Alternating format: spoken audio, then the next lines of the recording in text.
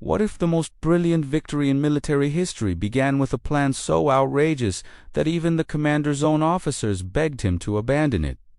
What if the only reason it worked was because everyone believed it couldn't? This operation, later celebrated as a masterstroke of psychological warfare, started as nothing more than a joke whispered through the ranks until the joke shattered one of the most secure fortresses ever built without a single shot fired. For generations, the fortress loomed over the landscape like an iron guardian. Thick stone walls, overlapping fields of fire, elevated battlements, underground magazines, reinforced gates. It was the kind of stronghold designed not just to resist attack, but to humiliate anyone foolish enough to try. Armies had wasted thousands of men attempting to breach it. Others had surrendered before even reaching its shadow. It was the definition of impenetrable, a symbol of absolute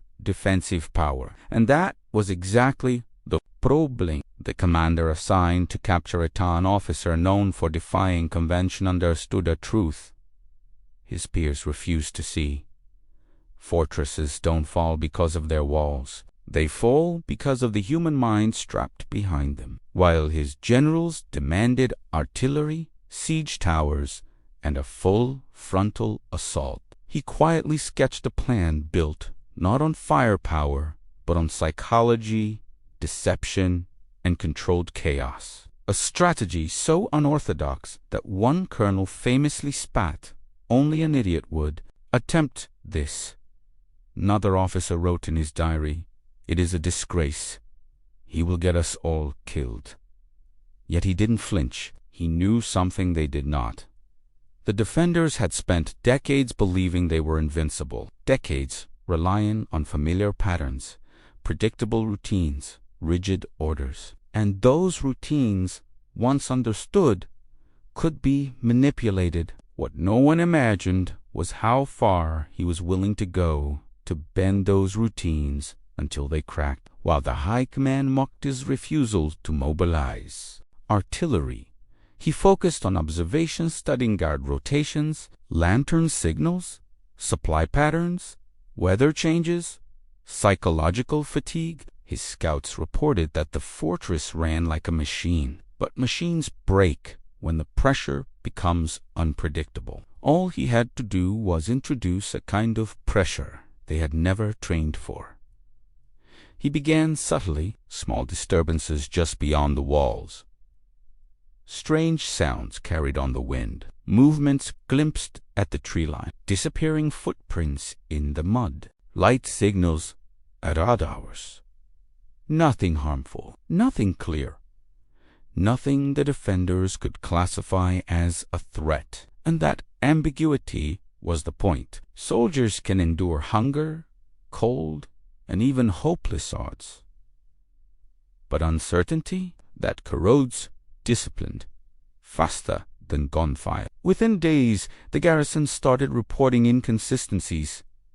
Patrols swearing they heard whispers in the dark, sentries insisting they saw silhouettes that vanished when approached, watchmen claiming objects had shifted positions. Overnight, officers dismissed the reports as nerves until their own headquarters began receiving conflicting messages from within the walls, each blaming a different internal unit for lapses that no one could explain. The commander amplified this tension with precision. He altered the pattern every night, never repeating a single tactic, ensuring that the defenders could never adapt. Some nights were silent, others were filled with faint metallic echoes. Once, he had a small detachment walk in, slow formation with torches far from the walls, giving the illusion of a massive force assembling. The defenders panicked, increasing their watch hours, exhausting themselves, losing their sense of stability. And as exhaustion grew, doubts followed.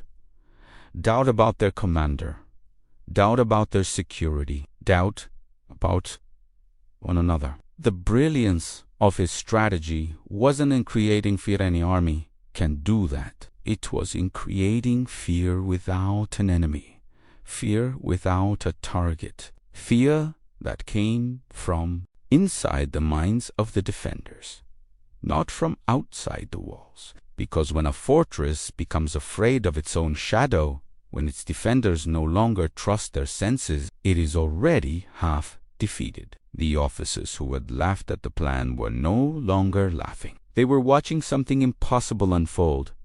A fortress famous for its discipline was unraveling, not from artillery or assault, but from psychological fractures the commander had engineered one silent night at a time. And yet, for all his progress, the operation had barely begun. The real turning point, the moment when the defender's certainty would collapse, was approaching. And to trigger it, he would have to push his deception to an entirely new level, one so audacious that even he questioned whether it would work. Before we move deeper into the operation and uncover how a single commander managed to fracture the will of an entire garrison, I need to ask you one thing. What part of this unfolding strategy surprised you the most so far? Your comment helps us understand how you interpret these psychological maneuvers, and it also tells the algorithm that this kind of historical analysis matters. If you're absorbing the details, catching the subtle clues hidden in the narrative, or realizing just how fragile even the strongest fortress can be when the mind turns against itself, then make sure you leave a like. It lets the platform know you're following this investigation closely, and it ensures that more people interested in military history, battlefield psychology, and covert tactics will discover this story. And if you haven't subscribed yet, this is the moment. These videos dive into strategies and moments that most history books skip entirely. Subscribing ensures you never miss the next turning point, the next unexpected tactic, or the next unraveling of a myth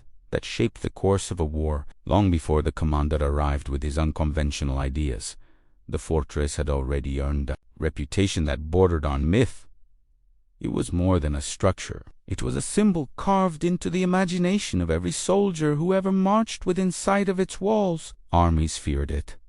Commanders avoided it. War historians wrote about it as if it were a beast rather than a building. Those who defended it believed they lived inside the safest place ever constructed by human hands, and that belief, more than any wall or cannon, was the true foundation of its strength. The fortress was positioned on high ground, surrounded by steep terrain that funneled attackers into predictable kill zones. Narrow approaches forced invading columns to bunch together, making them easy targets for archers, rifles, or artillery, depending on the era. Beneath the surface, tunnels connected inner courtyards, allowing defenders to move supplies and troops without being exposed. Every gate was reinforced with layered timber and iron, and each tower had overlapping fields of view, eliminating blind spots.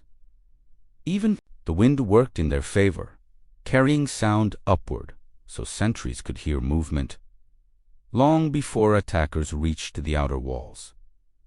It was, by all metrics, a nightmare to capture, and that is exactly why no one questioned its invincibility. Over decades, countless generals had simply marched past it, choosing not to sacrifice their men against such impossible odds. Stories of failed assaults became cautionary tales told in military academies. Veterans whispered about the fortress that kills armies.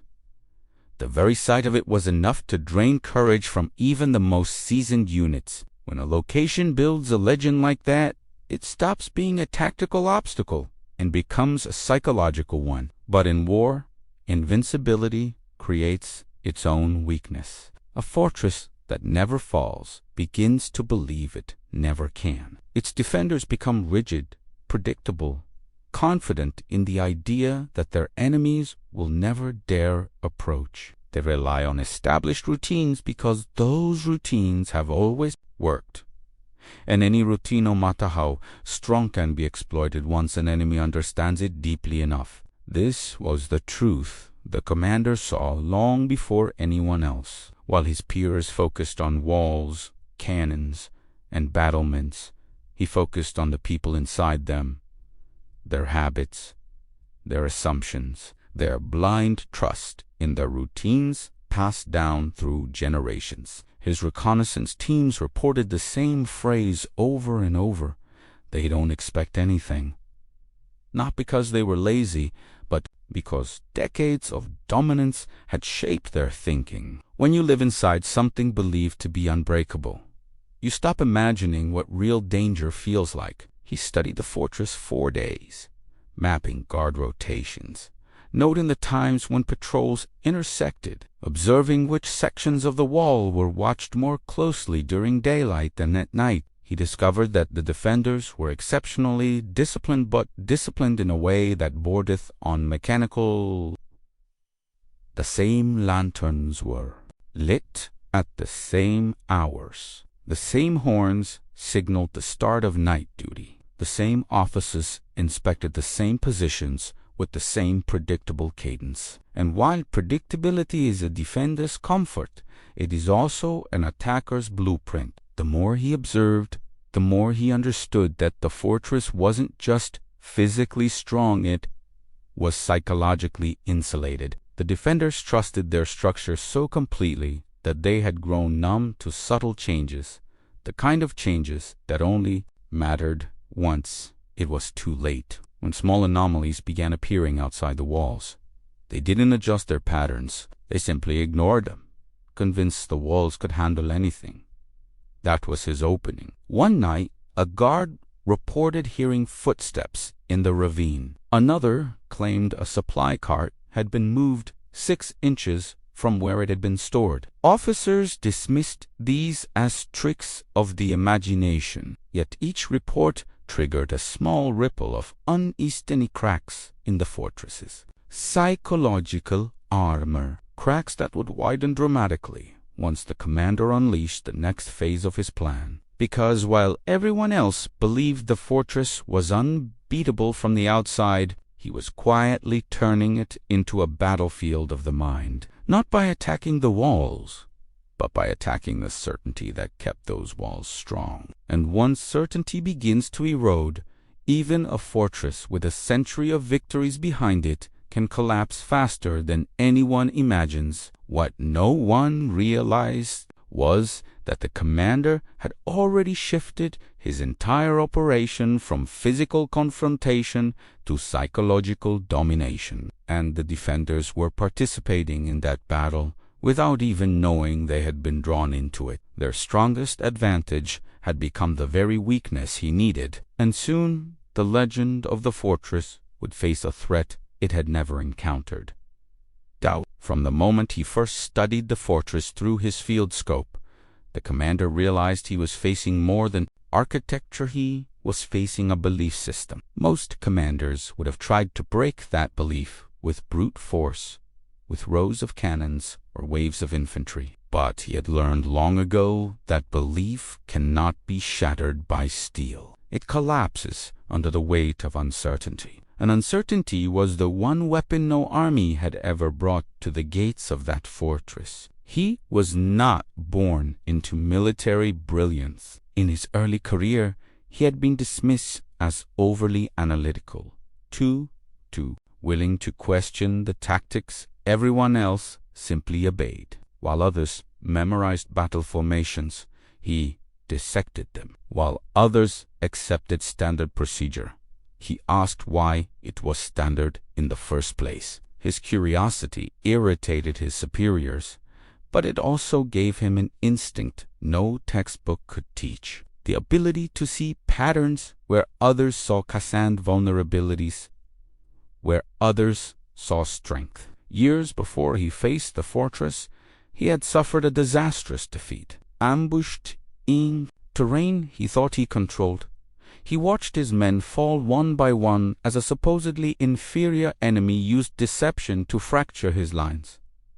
That humiliation marked him deeply. He realized then that technology, firepower, and numbers were never the true determining factors of a battle. The real battleground was perception. Whoever controlled what the other side believed had already won half the war. From that moment forward, he studied not just military history, but psychology, human behavior, the way fear spreads through a unit, the subtle cues that cause disciplined soldiers to question their orders. He became obsessed with the invisible forces that shape conflict, the forces that textbooks rarely discuss. And as his reputation grew, senior officers either admired him or feared him. Some said he was brilliant. Others said he was dangerous. All agreed he was unpredictable. That unpredictability became his greatest weapon. When he was assigned to capture the impenetrable fortress, his advisors expected him to demand artillery, engineers, naval support, anything that might give him a traditional advantage. Instead, he refused nearly every resource offered to him. He redirected supply wagons away from the front line. He ignored suggestions for building siege ramps. He dismissed proposals for tunneling. At one point, an officer asked him bluntly, "Are we even planning to fight?" The commander smiled and said, "Yes, but not the fight they expect." He spent his nights observing the terrain, the moonlight angles, the sound of wind against the walls. He watched how shadows played across the battlements at different hours. He timed the rhythm of the guards' footsteps. He noted the exact minute each signal torch was lit. Every soldier in the fortress believed they were operating flawlessly, and they were according to their own standards. But flawless repetition is predictable repetition, and predictable repetition is a blueprint for exploitation. The commander filled his notebooks with sketches and annotations, not diagrams of attack formations, but diagrams of human behavior, where guards looked when they were bored, when their postures sagged from fatigue, how long it took for suspicion to fade after a false alarm. These details mattered more to him than any measurement of the walls. "You can outflank a formation," I often said, "but you cannot outflank fear once it takes root." What set him apart was not arrogance, but awareness. He understood that by the time soldiers see an enemy army on the horizon, the real battle has already begun, days or even weeks earlier inside their minds, in the silent assumptions no one examines. His staff officers still questioned him, whispering concerns that their commander had lost touch with reality. Some believed he was courting disaster. But then the early disturbances began to unsettle the garrison. Reports of strange movements, misplaced objects, conflicting messages, subtle inconsistencies, nothing threatening, yet nothing ignorant. The defenders were experiencing something new, unease without a source, and the commander knew this was only the first crack. Every night he escalated the psychological tension just enough to disrupt the defenders' equilibrium, but not enough to expose his intent. He wanted them confused, not alerted. He wanted them questioning their senses, not reinforcing their guards. His strategy resembled a slow tightening of a rope, gentle at first, then increasingly impossible to escape. His officers, those who had mocked his refusal to use conventional tactics, not in the fortress walls, but in the fortress spirit. The garrison was no longer confidently patrolling. They were nervously reacting, no longer trusting their routines. They were doubting their own eyes. And once doubt enters a fortress, it spreads through corridors faster than fire. The commander wasn't attacking the stronghold. He was transforming it from the inside out. And he knew the moment was approaching when he would need to weaponize their fear in a way that would push the entire garrison to the edge, still keep them unaware that the real attack had not even begun. The deeper the commander studied the fortress, the more he understood that its strength was not its walls, its cannons, or its soldiers. It was the belief that no enemy would dare challenge it. That belief had survived decades of warfare. But belief is a fragile thing when the world begins to behave in ways that defy logic. And that is exactly what the commander intended to exploit. He wasn't preparing an infiltration of bodies.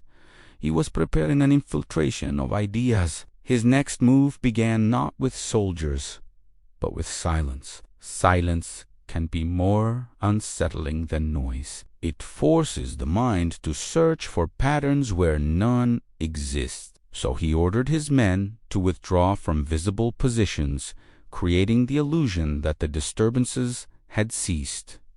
For 2 nights, nothing happened. No strange footprints, no flickering lights, no shifting shadows. The defenders relaxed slightly, interpreting the earlier incidents as isolated mistakes. That tiny window relief was exactly what the commander needed, because a soldier who calms down becomes vulnerable to a sudden spike in tension. On the 3rd night, he initiated the 2nd phase. He sent small detachments to move through the terrain at angles the fortress towers could not fully cover, taking advantage of blind spots created by the moon's position. But rather than approaching the walls, they remained at a distance where their shapes were visible only enough to provoke uncertainty.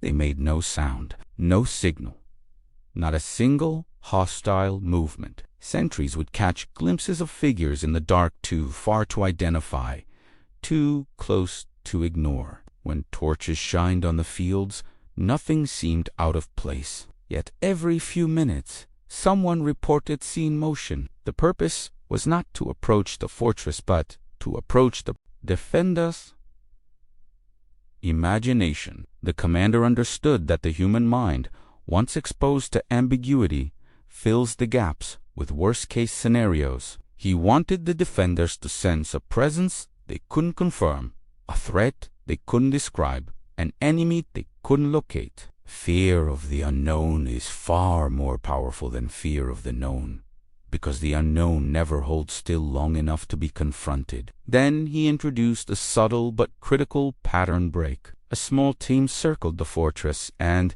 lit a single lantern at a distance impossible for the defenders to reach quickly. It remained lit for exactly 3 minutes before being extinguished. Another terre, it reappeared on the opposite side. Another hour later, it moved again. The defenders had never seen such behavior from an enemy. Patrols were dispatched. Orders conflicted. Officers debated whether it was a signal, a decoy, or simply a prank. Inside the walls, the atmosphere shifted. Soldiers who had once stood proudly began muttering among themselves. Some believed spies were already inside the fortress.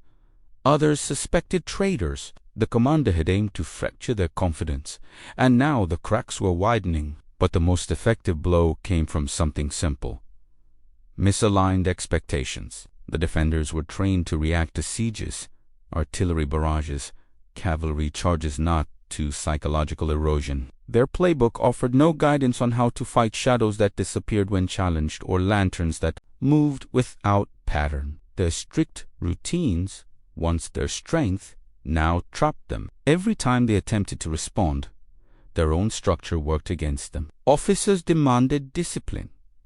Soldiers demanded answers. Neither group received what they needed. The commander watched these reactions unfold with quiet satisfaction. His plan wasn't about frightening the enemy, it was about exhausting their discipline. When a garrison becomes mentally overloaded, it starts interpreting information emotionally rather than rationally. It begins expecting danger in every direction. It reacts instead of planning, and, most importantly, it becomes desperate for clarity. Desperation is the most dangerous emotion a fortress can feel, because it makes surrender seem not like defeat, but like relief. Still, this phase was only preparation. What he needed next was a shift so dramatic, so psychologically disorienting, that the defenders would begin to lose trust in their own command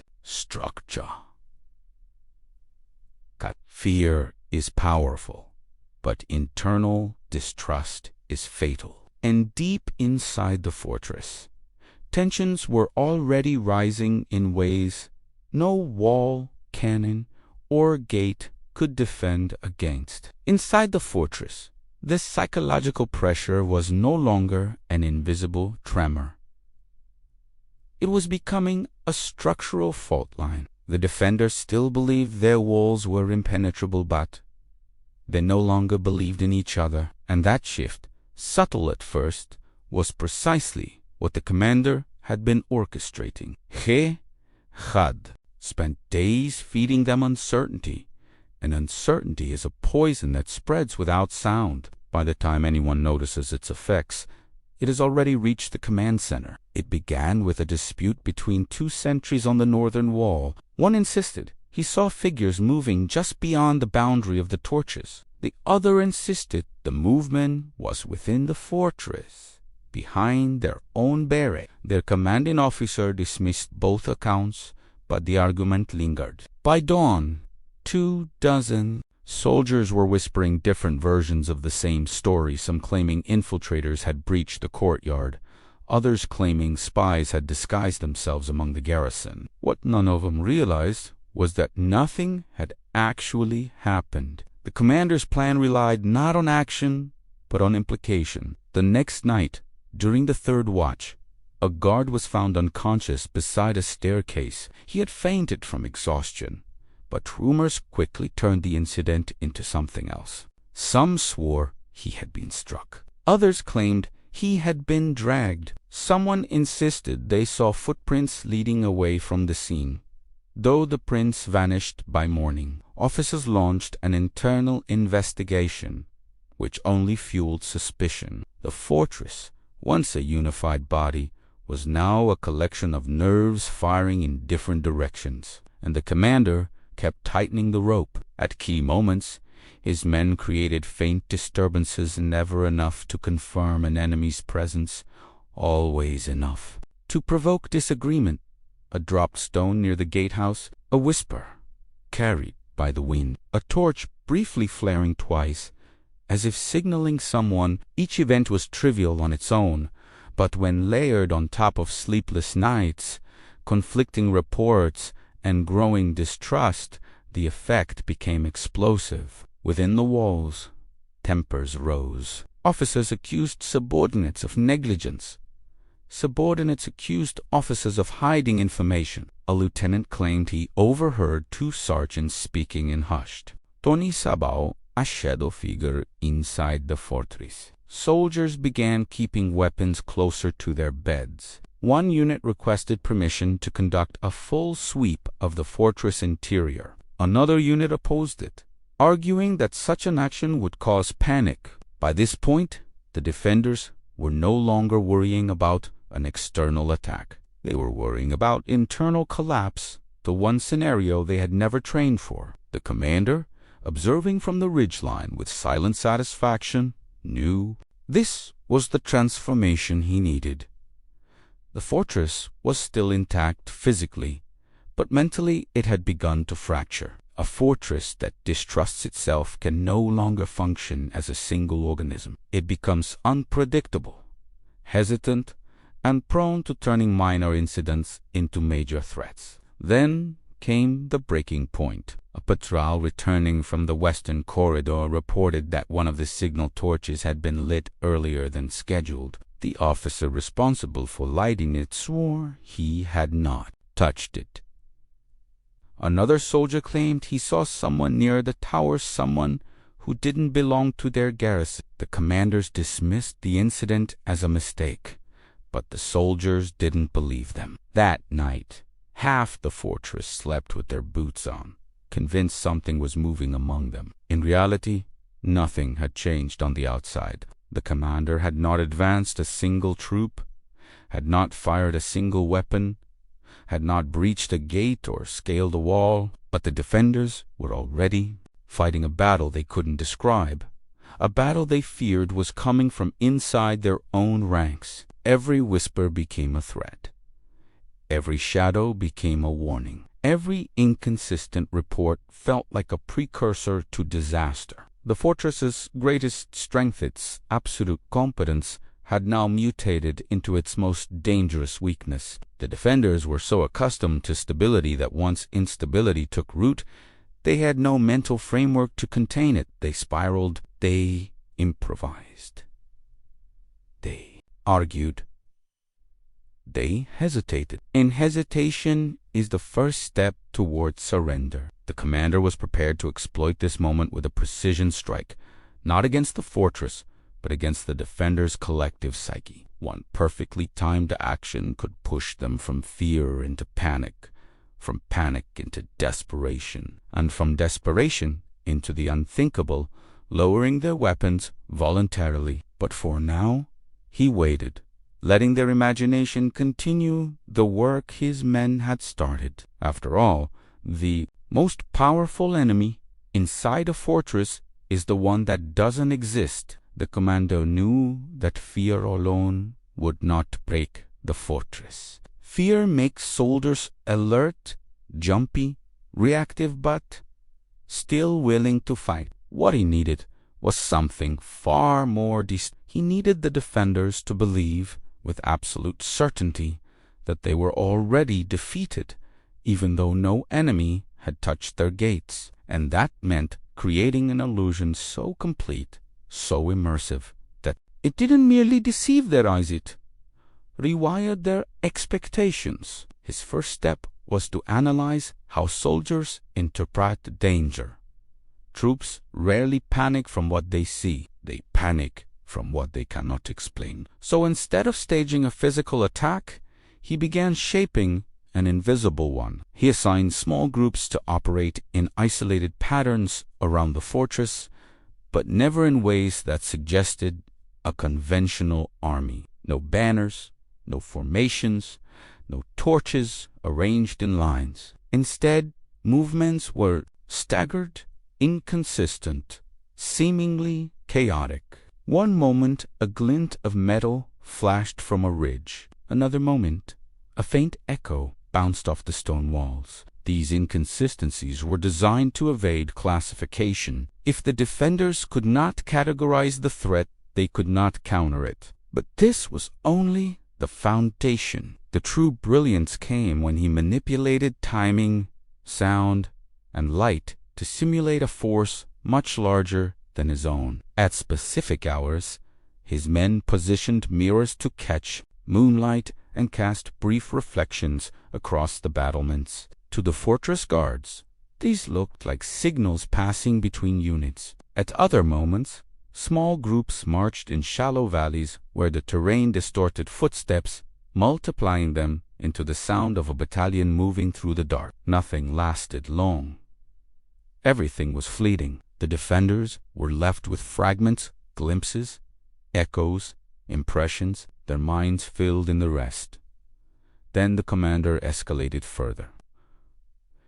He ordered controlled fires set in 3 separate locations, miles apart. Each fire was small enough to be extinguished quickly, but large enough to be seen from the fortress walls. To the defenders, this implied the gathering of multiple encampments. The fires were arranged deliberately out of sync. First one, then another later, then none for hours, then 2 at once, never forming a pattern. This chaos created the illusion not just of numbers, but of coordination among unseen units. The defenders' scouts, unsure what they were witnessing, returned with contradictory reports. One claimed he saw hundreds of men. Another insisted the fires were decoy. A third reported hearing horses, though no tracks were found. Their commander tried to reconcile the accounts, but each new piece of information only added confusion. A fortress can withstand siege engines, hunger, and bombardment, but it cannot withstand uncertainty, crumbling its decision-making hierarchy. Meanwhile, inside the walls, tension pulled tighter.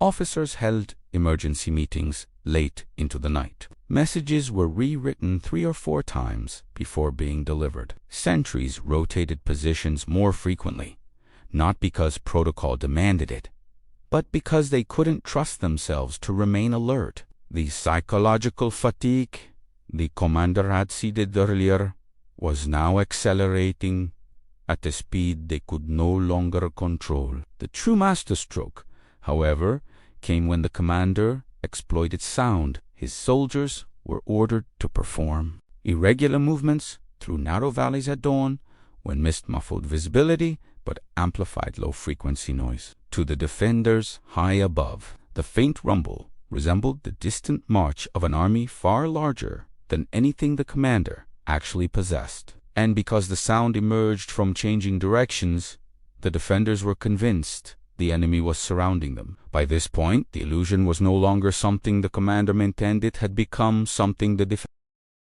reinforced through their own fear. Every torch that flickered unexpectedly became a signal. Every night, birds startled from a tree became a scouting party. Every gust of wind became movement in the brush. They could not distinguish their imagination from reality, and the commander was counting on that. In psychological warfare, the moment the enemy begins deceiving itself is the moment true control begins. And yet, the illusion was still incomplete. To force the fortress to collapse without a single shot fired, the defenders needed to believe not just that they were outnumbered, but that they were already defeated strategically. The commander had to deliver a final maneuver that would push them from confusion into absolute resignation. A maneuver bold enough to shatter the last fragments of their confidence. That decisive step was coming,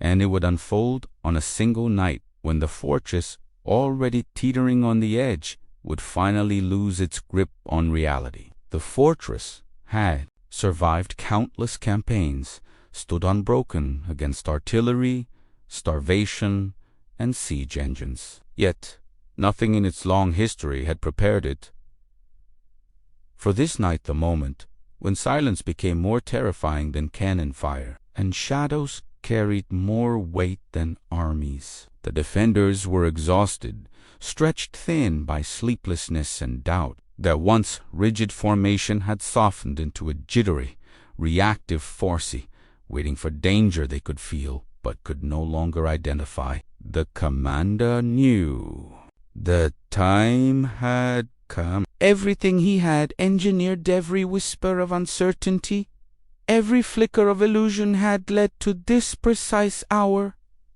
The night began with unnatural stillness. No wind scraped across the battlements. No birds cried from the trees. Even the usual creaking of timbers seemed to pause. The defenders paced along the walls, trying to interpret the eerie calm. Some said it meant the enemy had left. Others whispered that it meant the enemy had arrived. Uncertainty had reshaped that fortress into a maze of conflicting theories. And in that confusion, the commander initiated his boldest deception yet. At the stroke of midnight, torches ignited in 2 distant valleys. Sharp bursts of light that vanished just as quickly as they appeared. Then, moments later, faint echoes drifted across the hills, not loud enough to identify, but rhythmic enough to suggest organized movement. Within minutes, the fortress was alive with speculation. Scouts were dispatched, only to return with contradictory accounts. One claimed the lights were signals, another insisted they were reflections, another said he heard marching, another swore it was only wind. The commander watched from the ridge, letting the fortress drown in its own interpretations. He knew that fear is never strongest when an enemy is seen, it is strongest when an enemy might be everywhere at once. And tonight, he wanted the defenders to believe they were surrounded. To deepen the illusion, he had his men create controlled disturbances near the base of the cliffs. A few scattered stones rolled down the slopes, A snapped branch echoed unnaturally in the cold night air. These faint signs made sentries believe something was creeping closer. Every guard on duty shifted their stance, tightening their grip on spears or rifles. Breath plumed in the cold. Eyes darted toward sound. The psychological net was closing, and the commander pressed further. He ordered a series of synchronized movements that relied entirely on timing, not force. Small units passed through narrow ravines to generate layered acoustics footsteps that multiplied when bouncing off stone, creating the illusion of hundreds. Elsewhere, soldiers raised shields in slow, deliberate rhythms to reflect moonlight in brief flashes, mimicking the glint of armor. These glimpses and echoes accumulated until the defenders could no longer determine where the threat was strongest. Inside the fortress, panic simmered. Officers barked, conflicting orders. Messengers sprinted through hallways, carrying instructions that changed faster than they could be communicated. The chain of command, once absolute, was now an unstable web.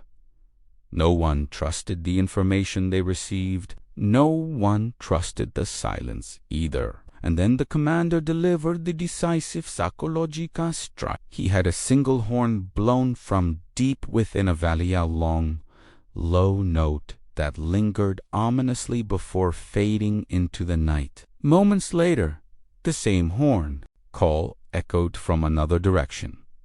Then another. Each sound was separated by distance, but connected by intention. To the defenders, it signaled one terrifying conclusion. Coordinated enemy units were closing in from multiple sides. It didn't matter that the commander had only a few horn players. The darkness did the rest. The fortress erupted into chaos. Soldiers rushed to battlements. Officers shouted for formations. Others demanded the gates be reinforced.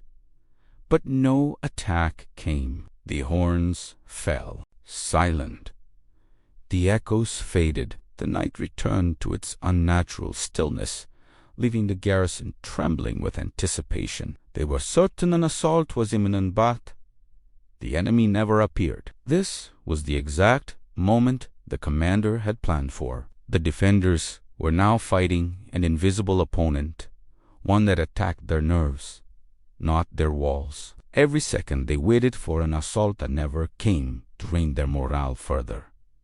Fatigue sharpened into paranoia, paranoia sharpened into dread, and dread, left unchecked, would lead them exactly where the commander needed them to go. The fortress was not crumbling from the outside. It was collapsing inward, one heartbeat at a time, as the defenders' confidence dissolved into fear of the unseen. By dawn, the fortress looked the same from the outside: massive walls, commanding towers, the proud silhouette of a stronghold that had never bowed to an enemy. But inside, the collapse had already begun. Exhausted soldiers leaned against stone walls, eyes hollow from fear that had stretched through too many sleepless nights. Officers whispered among themselves, debating scenarios they would have once mocked as paranoia. The fortress's physical structure was unchanged,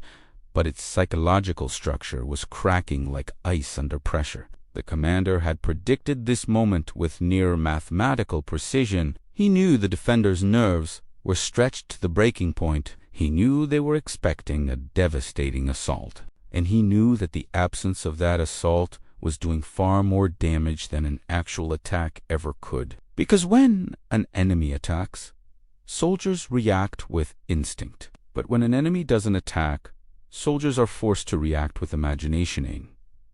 Imagination is a far more dangerous battlefield. To push the fortress past the break-in threshold, the commander now needed only one more element: the illusion of inevitability. Not the threat of attack, but the feeling that resistance was already pointless.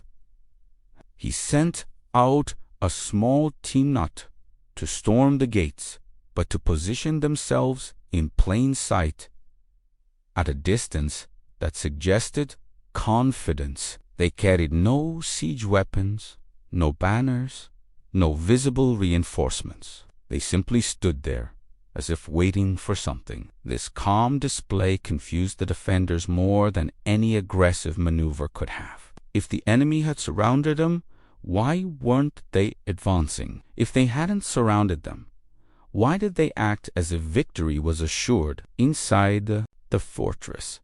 Speculation boiled over. Some soldiers believed the enemy had reinforcements hidden in the forest. Others believed spies had infiltrated the fortress and sabotaged their defenses. One officer suggested the enemy was preparing a catastrophic attack of a kind they had never encountered. Another believed they were being encircled by forces far larger than anything they could see. But the most devastating rumor was the one no officer dared say aloud, that the fortress was already lost.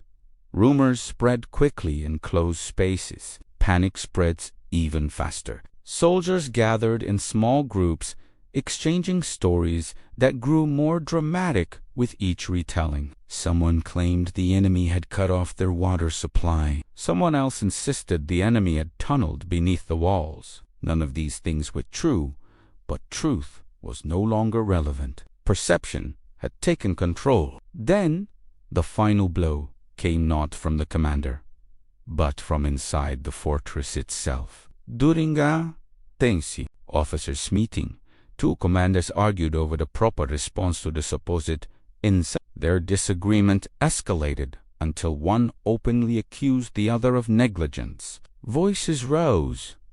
Swords were drawn. The meeting ended abruptly, but the damage was done. Soldiers nearby heard fragments of the argument and interpreted them as proof that leadership had lost control. Moments later, a miscommunication between two units led one group to believe the gates needed reinforcing while another believed the gates were compromised.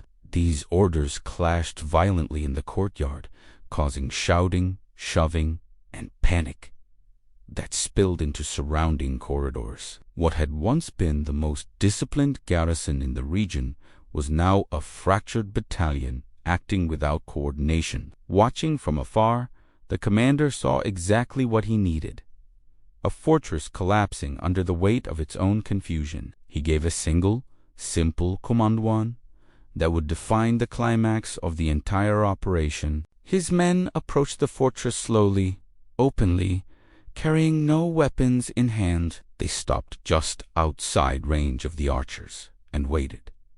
They didn't shout threats. They didn't demand surrender. They simply existed silent, calm, unthreatened by the towering walls before them. The defenders saw this and panicked. Why would an enemy behave like this? Unless they knew something the defenders didn't, why would they stand so boldly unless the fortress was surrounded by forces invisible to the eye? Every soldier on the wall imagined an entire army lurking behind the hillside, waiting for the signal to attack. But there was no army. There was only belief. And belief, once distorted, becomes a weapon more powerful than any cannon. Inside the fortress, the commander of the garrison faced a horrifying realization. If he ordered a fight, his exhausted, panicked soldiers might break instantly. If he hesitated, chaos would consume the fortress from within. And if the enemy truly had encircled them, resistance would lead to slaughter. So he made the decision no one believed was possible. He raised the white flag. The defenders, terrified, confused, desperate for stability, laid down their weapons. Gates were opened. Soldiers stepped aside, and the enemy walked in without firing a single shot, claiming victory over a fortress that had stood undefeated for a century. A fortress defeated not by force, but by perception. When news of the fortress's surrender began spreading, it traveled faster than any army ever could. Messengers carried the report in disbelief. Officers reread dispatches, assuming some detail must have been omitted, and generals across the region demanded clarification. A fortress known for its flawless record one that had survived artillery bombardments, winter sieges, and assaults from armies far larger than the commanders had capitulated without suffering a single structural breach. Not a crack in the wall, not a burn mark on the gate, not even a broken arrow shaft. The military establishment, both friend and foe, was stunned. It was the kind of event that forced strategists to question everything they believed about warfare. If a fortress could fall without being attacked, then what did strength even mean? If walls and cannons and manpower could be rendered irrelevant by invisible pressure, then every army in the world had far more to fear from uncertainty than from enemy fire. Some generals immediately rejected the report. They insisted it was fabricated propaganda designed to humiliate rival armies. They claimed the garrison must have been bribed or infiltrated or weakened by disease. The idea that psychological manipulation alone could break a fortress was unthinkable to men who had spent their entire careers worshipping physical force. But as more details emerged, as survivors from the fortress recounted their sleepless nights and the gradual descent into paranoia, denial became harder to maintain. Soon, scholars began studying the event like an unsolved riddle. Military academies requested transcripts of the surrender. Analysts dissected every reported disturbance, every horn call, every flicker of torchlight. They pored over timelines, trying to determine the exact moment the defenders' resolve had cracked. Yet the true brilliance of the operation lay in something that couldn't be measured: its fluidity. The commander had not executed a rigid plan. He had adapted in real time, responding to psychological shifts, the way a battlefield surgeon responds to changes in a patient's pulse. It was unconventional warfare at its highest level. Foreign armies, fearing similar tactics, began reforming their training programs. Officers were instructed not only in engineering and artillery, but in perception management, stress response, rumor control, and the psychology of group decision. New manuals were drafted emphasizing unpredictability as both a weapon and a threat. And while most governments never openly admitted it, many secretly commissioned studies on how to defend against the kind of invisible siege the commander had pioneered. But perhaps the most dramatic reaction came from those who had long believed war was a purely physical contest. These were the traditionalists, proud defenders of fortress warfare. To them, the idea that a massively fortified structure could be undone by whispers, shadows, and coordinated illusions was an insult to centuries of military engineering. They protested loudly, insisting that no fortress could fall without treachery. Some demanded the garrison be punished. Others refused to accept the surrender as legitimate, claiming fear was no excuse for capitulation. Yet eyewitness testimonies from inside the fortress were too consistent to ignore. Soldiers described nights of confusion so intense they no longer trusted their own senses. Officers admitted they had given contradictory orders because information had become impossible to verify. Several recounted moments when they felt surrounded by an invisible enemy even though they never saw a single opposing soldier. Their descriptions painted a picture not of cowardice, but of psychological overload, a state in which the human mind becomes the battlefield itself. This terrified military leaders everywhere. If a commander could win without sacrificing troops, if he could shatter an enemy's will using only perception, then traditional war was no longer the only threat. Every fortress, no matter how well constructed, now had to contend with battles fought in silence, under moonlight, in the minds of its defender. Even the most impregnable stronghold could be undone not by force, but by doubt. Some nations tried to replicate the commander's methods. Most failed. They focused on the tricks, the horns, the torches, the scattered movements without understanding the deeper strategy. The commander had not relied on gimmicks. He had relied on insight. He understood the defenders better than they understood themselves. He recognized that belief, once distorted, becomes fragile, and once belief breaks, no wall can hold. The operation became a case study in military innovation. It marked the dawn of a new era in Warfare 1, where psychological operations were no longer side strategies, but central weapons. Generals began acknowledging something they had resisted for decades: that wars are not won only by killing the enemy, but by breaking the enemy's SI capacity to resist. Yet even as military academies rewrote their doctrines, one question remained unanswered.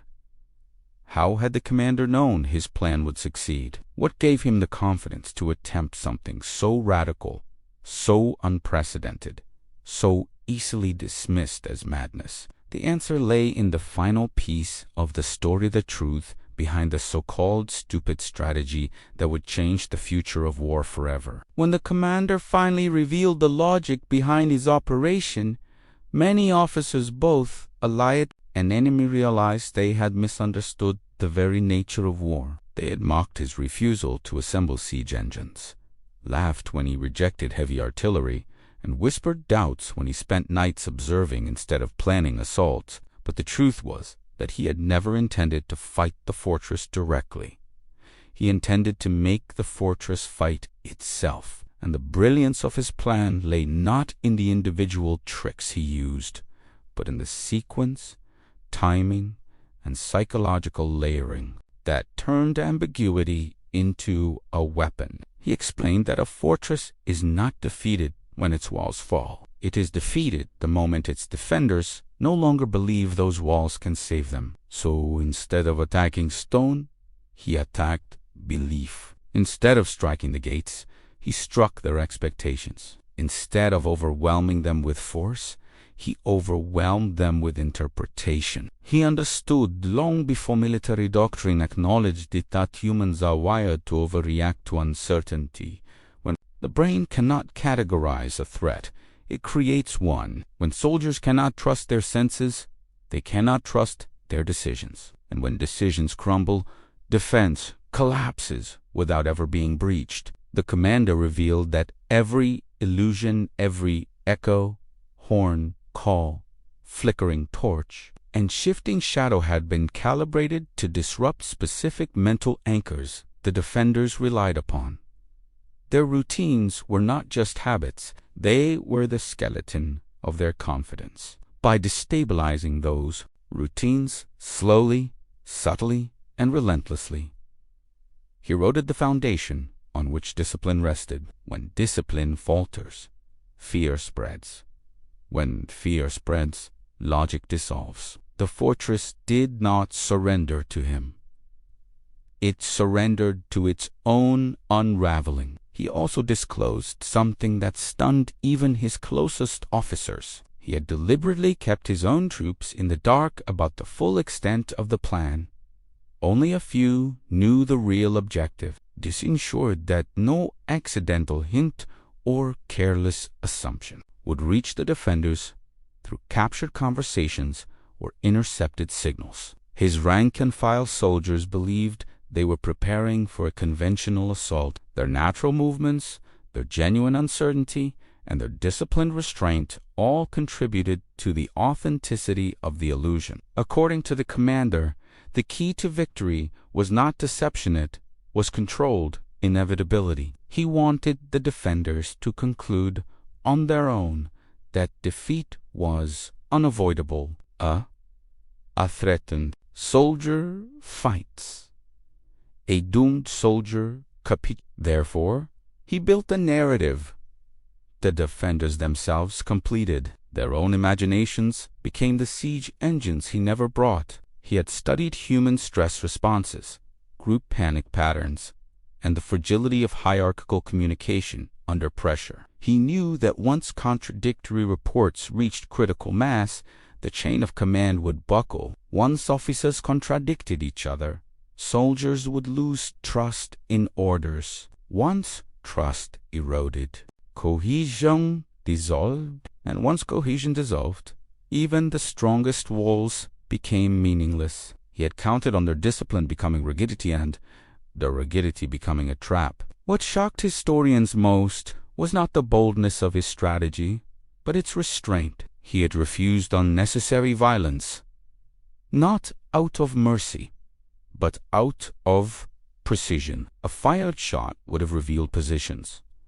A dead defender would have clarified the threat. Clarity was the enemy of his design. Ambiguity was the blade he wielded more effectively than any sword or cannon. In the years that followed, many attempted to replicate his method, but few succeeded. They tried copying the external actions while ignoring the internal architecture of the plan. The commander had not relied on tricks that frightened the defenders. He relied on rhythms that destabilized their ability to interpret the world. Without understanding the psychology behind these rhythms, imitation became a hollow performance. His genius was not that he fooled the fortress, but that he guided it step by step toward fooling itself. Decades later, military academies rewrote entire chapters of their doctrine based on his operation. They emphasized adaptability, mental resilience, and the dangers of overconfidence. They studied how belief systems form, how they stabilize, and how quickly they fracture under targeted pressure. And they recognized the uncomfortable truth his victory exposed, that human perception is the most critical battlefield of all. Even today, strategists still debate the ethical implications of what he accomplished. Was it brilliance or manipulation? Was it humane or insidious? Did he save lives by avoiding open combat, or did he weaponize the defenders' minds in a way that forever changed the rules of war? The answers depend on one's perspective. But one fact remains indisputable. The fortress fell without a single shot, and the world of warfare was never the same again. The man whose plan was once dismissed as stupid left behind a legacy that reshaped military theory. And perhaps the most astonishing part is this: he proved that the greatest victories are not won by overpowering the enemy, but by making the enemy abandon the fight long before the battle ever begins. If you made it here, you saw how strategy, psychology, and perception collided to rewrite history. Now tell me. Comment: perception defeats power. So I know you watched until the end. And if this exploration opened your eyes to a new side of warfare, make sure to subscribe, leave a like to support the channel, and don't miss the next video waiting for you on screen. It continues the hidden history of strategies that shaped entire civilizations.